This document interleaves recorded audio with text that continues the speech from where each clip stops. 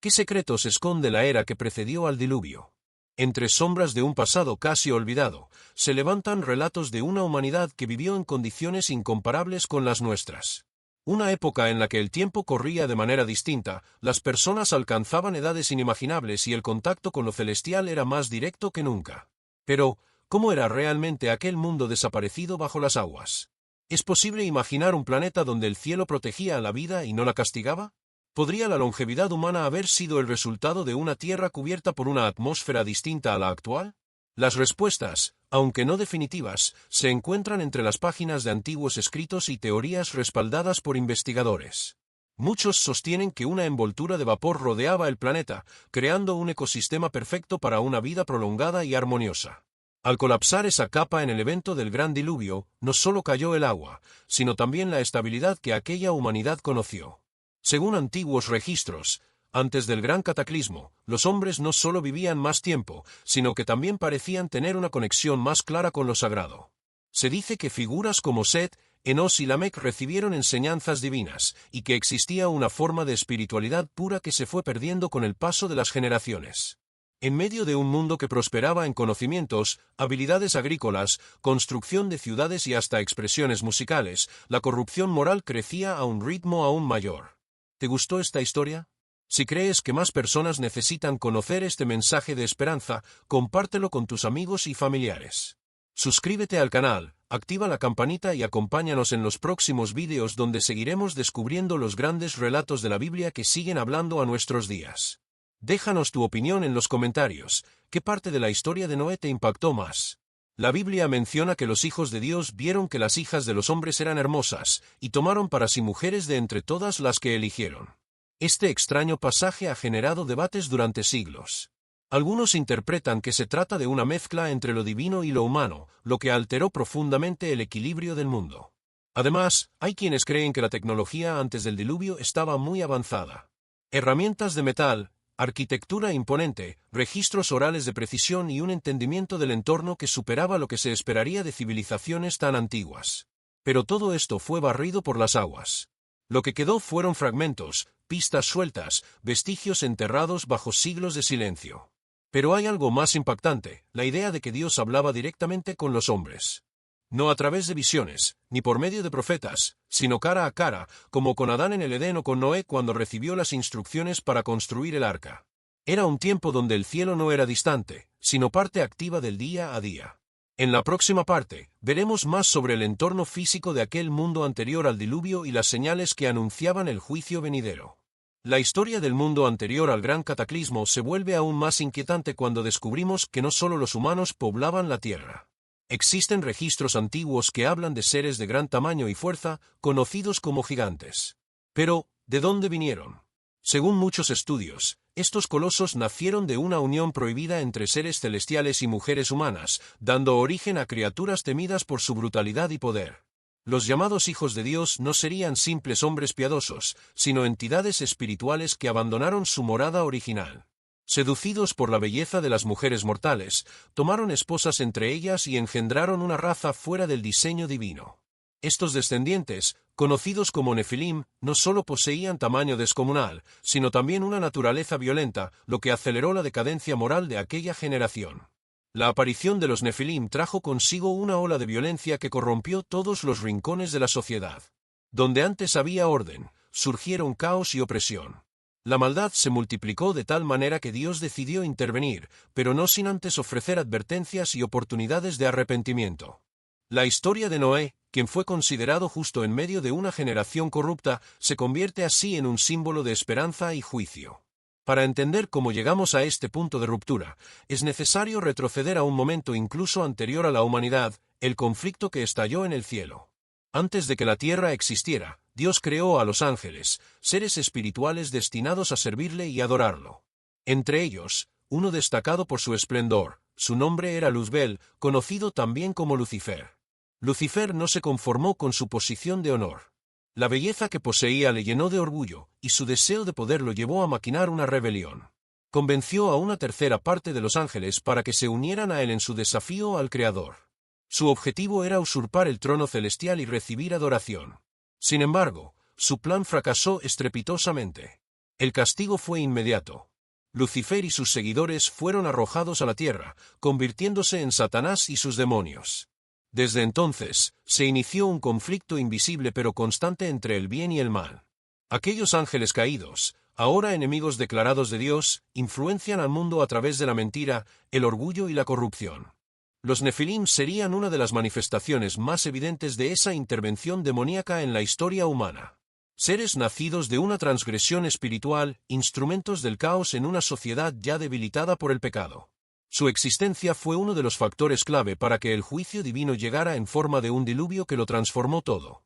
En la siguiente parte, exploraremos cómo Noé fue elegido por Dios, que lo hacía diferente de los demás y cómo comenzó la preparación para el evento más impactante de la antigüedad. ¿Y si la primera traición de la historia no fue entre humanos, sino contra el mismísimo Creador? Imagina un mundo donde la perfección era la norma, la armonía reinaba y el mal no existía, hasta que una voz susurró la duda. Fue en ese entorno puro que surgió la mayor tragedia de la humanidad. ¿Por qué un ser perfecto desobedecería a quien le dio todo? ¿Y cómo una elección aparentemente pequeña cambió el curso entero de la historia humana? La respuesta está en el deseo de ser como Dios, de controlar lo que no le pertenece al hombre. Fue ese impulso, sembrado por una inteligencia oscura y astuta, lo que hizo que Adán y Eva dieran el paso hacia la ruina. Desde entonces, el mundo no volvió a ser el mismo. Cuando la serpiente, portadora de la mentira disfrazada de sabiduría, se acercó a Eva, no ofreció solo un fruto, sino una promesa falsa de poder. La mujer, seducida por esa posibilidad, cayó. Adán, aun sabiendo lo que hacía, también eligió desobedecer. Y en ese momento, lo que era sagrado se rompió. No solo perdió la inocencia, sino también la autoridad espiritual sobre la creación. Ese instante no fue solo una caída personal, sino un traspaso de dominio. Satanás, el gran adversario, tomó posesión del control que antes pertenecía al hombre. Desde entonces, se convirtió en el regente del caos en este mundo. La entrada del pecado arrastró consigo muerte, enfermedad, injusticia y un distanciamiento profundo entre Dios y la humanidad. El impacto fue inmediato. Sus hijos propios, Caín y Abel, ilustraron la gravedad del daño.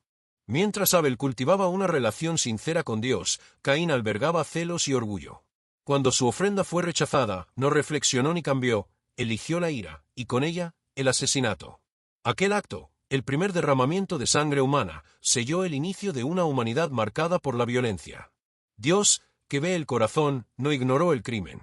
Le dio a Caín la oportunidad de confesar, pero recibió evasivas. Sin embargo, la sangre clama desde la tierra, y Dios declaró juicio. Caín, condenado a una vida errante, lamentó no su crimen, sino su castigo. Temía ser destruida por otros, revelando que incluso en los comienzos, la violencia ya se había multiplicado. Sin embargo, Dios, aun en su justicia, mostró misericordia. Le puso una señal a Caín para que no fuera asesinado. Ese gesto revela un patrón que se repetirá a lo largo de la historia, juicio, pero también gracia. Caín partió, pero dejó tras de sí una advertencia eterna: el pecado nunca es un acto aislado, siempre deja consecuencias. En la próxima parte, exploraremos cómo la maldad continuó creciendo, cómo surgieron ciudades corrompidas y por qué Dios decidió intervenir con un juicio a escala global. En un tiempo donde la oscuridad parecía haber apagado toda luz, aún quedaban rastros de fidelidad. Dos linajes crecían en paralelo, uno buscaba al Creador con reverencia, y el otro se alejaba cada vez más, siguiendo su propia voluntad. En medio de estos caminos divergentes, surgió una figura diferente, un hombre cuyo caminar cambió su destino: Enoc. ¿Qué hizo a Enoc tan especial ante los ojos de Dios? ¿Por qué fue él el único de su época que no experimentó la muerte? La respuesta está en su vida dedicada a una relación genuina con el Altísimo. Enoc no solo creyó, sino que vivió su fe. Caminó junto a Dios, no por religiosidad, sino por convicción, y fue tomado por él como señal de aprobación divina. Enoc pertenecía a la línea de Set, descendencia que aún conservaba la herencia espiritual de Adán. A diferencia de muchos de su generación, su vida no se resumió a fechas y descendientes. Él fue registrado por su testimonio. Según los antiguos escritos, profetizó acerca de un futuro juicio contra los impíos, anunciando que Dios vendría con miríadas de santos para ejecutar justicia. Su ejemplo quedó grabado como el de un hombre que agradó a Dios en un mundo en decadencia. Pero el resto de la humanidad seguía otro camino. Las ciudades se llenaron de codicia, la corrupción se volvió costumbre y la violencia era el idioma común. Las familias se fracturaban por envidia, y la desconfianza entre vecinos era tan habitual como el pan diario. El corazón del hombre se inclinaba solo al mal, y no de forma ocasional, sino constante, desde sus pensamientos más íntimos. La tierra, vista desde el cielo, era un reflejo de caos. Dios, al contemplar esa perversión generalizada, no solo se indignó, sino que sintió tristeza profunda. El dolor de ver su creación tan distorsionada lo llevó a tomar una decisión definitiva: erradicar la maldad mediante un juicio purificador. Iba a borrar de la faz de la tierra todo ser viviente. Sin embargo, en medio de esa tormenta moral, brilló una excepción: Noé. Noé fue un hombre íntegro, distinto de sus contemporáneos. No era perfecto, pero su corazón estaba alineado con el propósito de Dios. Caminaba en rectitud, y por eso encontré gracia ante los ojos del Altísimo. Dios le reveló su plan: enviaría un gran diluvio, pero antes, Noé debía construir un arca. Esta embarcación no sería una construcción cualquiera. Tendría proporciones exactas: unos 135 metros de largo, 22 metros de ancho y 13 metros de alto. Estaría dividida en 3 niveles, con espacios internos adecuados para albergar a su familia y una representación de cada especie animal. En la parte superior, habría una ventana y, en uno de sus lados, una puerta que solo el propio Dios controlaría. En la próxima parte, veremos cómo Noé reaccionó ante esta orden, cómo se preparó para el diluvio y qué señales anticiparon el juicio que cambiaría la historia de la humanidad. El arca fue construida con madera de gofer, un material fuerte y duradero. Para sellarla completamente, Noé la cubrió con brea por dentro y por fuera. El diseño permitía espacio suficiente para albergar millas de animales, además de almacenar alimento y agua para todos los ocupantes durante el tiempo del diluvio. Era una embarcación enorme, precisa, y obedecía cada detalle del plano dado por Dios. Más allá de su estructura, representaba algo más profundo: era una señal visible de la paciencia de Dios y su disposición a salvar. Noé pasó alrededor de 120 años trabajando en la construcción, y durante todo ese tiempo no se quedó en silencio. Él hablaba a su generación, les advertía del juicio que vendría y les pedía que se volvieran a Dios. Pero nadie quiso escucharlo. Lo trataron como a un lunático. Se burlaban de sus palabras y se reían de su obra. Para ellos, nada iba a cambiar. Nunca había llovido, y la idea de una inundación global les parecía absurda. Seguían sus vidas como siempre, casándose, trabajando, disfrutando, mientras el juicio se acercaba sin que lo notaran. No entendieron que el diluvio vendría desde arriba y desde abajo. Las fuentes del abismo se abrirían, y las aguas caerían del cielo. Sería arrepentido, incontrolable y total. Tampoco comprendían que solo había una salida: entrar en el arca antes de que fuera tarde. Entonces llegó el día. Dios habló con Noé: entra tú y toda tu casa en el arca, porque tú eres justo ante mí en esta generación. Le ordenó llevar 7 pares de cada animal puro, un par de los impuros y 7 pares de aves. El propósito era claro: preservar la vida sobre la tierra después del juicio. Dios le dio 7 días más antes de que todo comenzara. Noé obedeció sin cuestionar. Junto con su esposa, sus 3 hijos, Sem, Cam y Jafet, y sus nueras, entraron en el arca. También entraron los animales, cada uno según lo indicado por Dios. No falló ninguno. Y entonces Dios cerró la puerta. Noé tenía 600 años cuando las aguas empezaron a caer. Primero, se abrieron las profundidades del abismo. Luego, el cielo se rasgó y la lluvia cayó sin detenerse. Durante 40 días y 40 noches, el agua cubrió todo. El arca fue levantada por las aguas y comenzó a flotar. Las montañas más altas quedaron bajo las aguas. Nada quedó fuera del alcance del juicio. Las aguas dominaron completamente. Todo ser que vivía sobre la tierra, y que no estaba dentro del arca, pereció. La advertencia se había cumplido. Solo los que confiaron en Dios y obedecieron su voz fueron salvados. En la próxima parte, veremos qué ocurrió durante los días dentro del arca, cómo sobrevivieron y qué señales marcaron el fin del diluvio. Todo ser viviente que habitaba sobre la tierra desapareció. Las aves dejaron de volar, el ganado cayó, las bestias salvajes fueron arrastradas por la corriente, y ningún ser humano fuera del arca sobrevivió.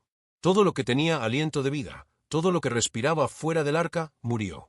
Fue el exacto cumplimiento del juicio anunciado, un reinicio total. Desde los más grandes hasta los más pequeños, todo fue eliminado de la superficie terrestre. Solo quedó Noé, junto a su esposa, sus hijos y sus nueras, además de los animales que Dios había llevado con él al interior del arca. Lo que antes era un planeta lleno de vida, ahora estaba sumergido en silencio y agua. Durante 150 días, el arca flotó sobre las aguas. Ningún contacto con el exterior. Ningún sonido, excepto el de las olas. Pero en medio del aislamiento, Dios no se olvidó de Noé. Envió un viento sobre la tierra, y comenzó el proceso de descenso de las aguas. Las fuentes del abismo se cerraron. Las lluvias cesaron. El cielo volvió a cerrarse. La calma reemplazó al caos. Después de 5 meses, el arca descansó sobre las montañas de Ararat. Fue en el 7º mes, el día 17. Aunque aún había agua, el proceso de retirada era visible. En el 10º mes, el primer día, las cimas de los montes comenzaron a emerger. El fin del diluvio estaba cerca, pero Noé no se apresuró. Esperaba otros 40 días antes de abrir la ventana que había hecho. Soltó un cuervo, que volaba de un lado a otro, sin encontrar descanso. Luego, liberó una paloma, pero ésta regresó, no había tierra firme para posarse. Noé entendió que aún no era tiempo. Espera 7 días más. Volví a soltar la paloma. Esta vez, al atardecer, regresó con una hoja de olivo en el pico. Era la señal. El mundo, poco a poco, comenzaba a respirar nuevamente. Las aguas estaban bajando, los árboles regresaban a emerger y la vida tenía una nueva oportunidad. Noé no se adelantó. Esperó otros 7 días y soltó nuevamente la paloma. Esta vez no volvió. Ya había encontrado un lugar para vivir. Era la confirmación de que la tierra estaba lista. Entonces, Noé retiró la cubierta del arca y miró, la superficie estaba seca. Fue en el primer mes del año 601 de la vida de Noé, el primer día del mes, cuando la tierra por fin se secó. Lo que había comenzado con juicio, ahora daba paso a un nuevo comienzo. El cielo, que había causado destrucción, ahora se abriría como promesa de restauración. En la siguiente parte, veremos cómo fue la salida del arca, la reacción de Noé, el primer acto que realizó al pisar tierra firme y el pacto que Dios inició con toda la humanidad. Después de meses de espera, Noé finalmente abandonó la cubierta del arca. Lo que vio fue aterrador, la tierra estaba seca. Pero no se apresuró. Esperó la indicación de Dios. Fue en el 2º mes, el día 27, cuando recibió la orden directa, era momento de salir. Dios le dijo claramente, sal del arca tú, tu esposa, tus hijos y las esposas de tus hijos. Lleva contigo a todos los animales, aves, reptiles y bestias. Deja que vuelvan a esparcirse por la tierra, que se reproduzcan y se multipliquen. Y así lo hizo Noé. La gran puerta se abrió y, uno a uno, los seres vivos salieron a un mundo nuevo. Todo estaba limpio, fresco, como si la tierra hubiera sido reiniciada. Los animales salen por grupos, cada uno con su especie. Reptiles, aves, mamíferos, todos encontraron nuevamente su espacio bajo el cielo. Era el comienzo de una nueva etapa. Noé, al poner los pies sobre tierra firme, no pensó primero en construir una casa ni en buscar alimento. Su primer acto fue levantar un altar. Tomó animales y aves puras, aquellas separadas desde el principio, y las ofrecieron en sacrificio. No fue un acto automático. Fue una expresión de gratitud, una respuesta sincera al Dios que lo había protegido. Y Dios aceptó esa ofrenda. El aroma le agradó, no por el humo, sino por el corazón detrás del gesto. Entonces Dios decidió algo profundo, nunca más destruiría la tierra por causa del hombre. Aunque la maldad sigue presente en el corazón humano desde la niñez, Dios prometió estabilidad. Declaró que mientras exista la tierra, no cesarán las estaciones, el frío y el calor, el día y la noche, la siembra y la cosecha. El ciclo natural fue restaurado. Después de eso, Dios bendijo a Noé y a sus hijos. Les dio una nueva misión: sean fecundos, multiplíquense y llenen la tierra. También les entregó autoridad sobre los animales. Desde entonces, todas las criaturas tendrían temor del ser humano. Por primera vez, Dios permitió que los hombres comieran carne, con una única condición: no debían consumirla con sangre, porque en la sangre está la vida. Además, Dios inició una ley fundamental: la vida humana es sagrada. Quien quitara la vida a otra persona respondería ante Dios.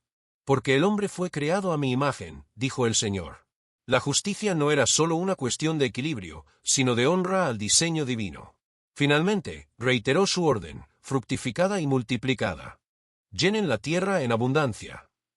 La nueva humanidad comenzaba, no solo con una segunda oportunidad, sino con principios renovados, respeto por la vida, gratitud al Creador y compromiso con la obediencia. En la siguiente parte, veremos el pacto eterno que Dios inició con Noé y con toda la creación, y la señal que dejó en el cielo como recordatorio de su promesa. Después de la salida del arca, Dios no solo renovó la vida sobre la tierra, también promovió una promesa firme. Habló directamente con Noé y sus hijos, y les anunció un pacto eterno. Este acuerdo no era solo con ellos, sino con toda su descendencia y con cada ser vivo que había sobrevivido. Animales, aves, ganado y todo lo que respiraba quedaba bajo ese pacto divino. Dios aseguró que nunca más un diluvio destruiría toda la humanidad. Las aguas que una vez cubrieron todo el planeta no volverían a ser un instrumento de juicio total. Para sellar esa promesa, Dios presentó una señal visible, el arco iris. Cada vez que las nubes aparecieran en el cielo, también lo haría ese arco de colores. No sería solo un fenómeno natural, sino un recordatorio constante del compromiso divino. Cuando vea el arco, dijo Dios, recordaré mi pacto con toda carne viva sobre la tierra. Este signo no fue creado solo para el hombre, sino también como testimonio eterno entre el Creador y su creación. El arco iris representa mucho más que belleza en el cielo. Es el símbolo de la fidelidad de Dios. Es una muestra de que, aunque el ser humano caiga, Dios permanece firme. Es una prueba de que, aun después del juicio, existe restauración. Y es también una promesa. El plan divino continúa, y la historia no termina con el castigo, sino con una nueva oportunidad. Dios no cambió su justicia, pero reveló su misericordia. Noé fue el testigo de ese equilibrio. Él y su familia vieron el mundo antes, durante y después del juicio. Y ahora, tenían la responsabilidad de comenzar de nuevo. Poblar la tierra, enseñar a sus hijos y vivir bajo ese pacto. Pero, ¿qué significa este pacto para nosotros hoy? ¿Estamos conscientes de que cada vez que vemos un arco iris en el cielo, estamos presenciando una promesa viva de Dios? No es solo una historia antigua. El arco sigue brillando. Sigue hablando. Nos recuerda que el juicio vino, pero también que la gracia fue mayor. Que Dios no solo es justo, sino también paciente. Y que, a través de Jesucristo, tenemos acceso a una salvación aún más grande que la de Noé, una que no es solo física, sino eterna. ¿Estamos preparados para vivir bajo ese nuevo pacto? ¿Valoramos realmente la segunda oportunidad que se nos ha dado? El diluvio terminó, pero la historia del ser humano continúa. Y cada uno de nosotros escribe su propia parte en ella. Gracias por acompañarnos hasta aquí. Si esta historia te hizo reflexionar, deja tu opinión en los comentarios. No olvides suscribirte, dar me gusta y compartir este video. Así ayudas a que más personas conozcan la verdad y encuentren esperanza. Muchas gracias por acompañarnos hasta el final. Si te gustó el contenido, dale me gusta, suscríbete y compártelo. Nos vemos en el próximo video.